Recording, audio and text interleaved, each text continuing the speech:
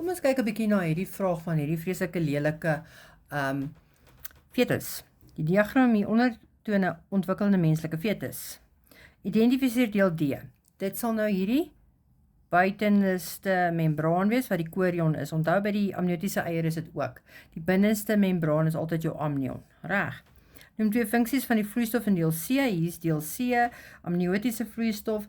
Reg, dit is 'n skopabsorbeerder want hierdie babatjie hop heen en weer op en af as jy loop, so gaan sy kop baie stamp, so daai vloeistof keer dit. En laat hy meganiese beserings kry, voorkom uitdroging van die fetus, dis vir temperatuurregulering en vrye beweging. Hy kan sy armpies en sy beentjies lekker beweeg, reg. Dan beskryf die ontwikkeling van die sigoot totdat implanting plaasvind. Onthou, ons begin met jou diploïde sigoot, wat dan verdeel deur mitose, nie meiose nie, reg? En dit word dan 'n bal selle, wat ons die merula noem, wat ontwikkel in 'n holballetjie selle, wat ons die blastocyst noem. En dit is wat dan gaan implant. Reg, jy moet daai goed ken, mense. Dit is lekker as jy so 'n vraag kry, want dit is regtig net so. Jy kry dit net so. 2.54 noem twee maniere waarop deel A funksioneer om die ontwikkelende fetus te beskerm. Nou, waar is deel A? Dis die placenta hierso. Reg, nou die placenta, wel, dis 'n tipe van 'n mikrofilter. Hy keer dat daar patogene, nou patogene is goed soos virusse en bakterieë daarin gaan, maar jy weet ook nou nie alle virusse en goeders nie, maar baie. Hulle verwyder, want kyk hierdie fetus het mos nou sy afvalstowwe wat soontoe gaan, so dit verwyder daai afvalstowwe en dit maak teenliggaampies vir die fetus en dit hou ook hierdie gedeelte van jou endometrium in stand. Reg. Identifiseer bloedvat B. Nou, jy kan sien hierdie hele storie is 'n vergroting daar van jou naelstring. Reg, so hierdie is die naelstring. Daar is hy nou vergroot. Hier is ons twee are hierin. Reg.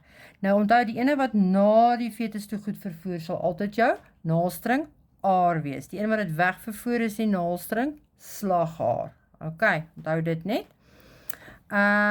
Beskryf hoe die voeding van 'n menslike fetus verskil van die van organismes wat oviparies is. Nou goed, as hy oviparies is dit daai eier, die amniotiese eier waarna ons dink, né? So, die menslike fetus, waar kry ons die fetusies die voedingsstowwe vandaan? Hy kry dit vanaf die ma. En die ma se placenta of die placenta via die naelstring. Reg, so dit is hoe 'n mens dit kry. Maar oviparies gaan die klein fetusie, daar is nie 'n naelstring nie, maar daar is mos daai dooier, daai geel goed, né? Daai dooier. En so hy kry die voedingsstowwe van dit af. So dis die verskil basies tussen ons en voëls of enigiets wat eiers lê. Reg.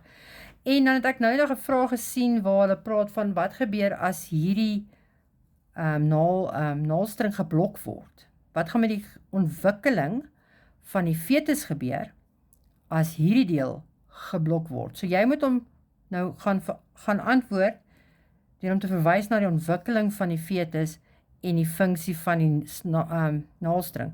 So eerste plek wat jy sê is wat is die funksie van die naelstring? Is om suurstof en voedingsstowwe na die fetus te bring, né? En om afvalstowwe weer weg te vat, uit te skei. Nou, as hierdie ding geblok is, gaan die voedingsstowwe en suurstof nie meer na die fetus toe kan gaan nie. Die fetus gaan nie meer kan ontwikkel nie en die fetus gaan dan doodgaan. Of jy kon andersom gepraat, jy kon gesê het, die afvalstowwe kan nie meer uitgeskei word nie, dit gaan opbou in die fetus se liggaam en dan gaan die fetus nie meer ontwikkel nie en doodgaan. Reg, so dit is ook 'n baie lekker toepassingsvraag wat hulle hier bygelas het. Ja, en daar is 'n goeie vraag oor 'n lelike fetus.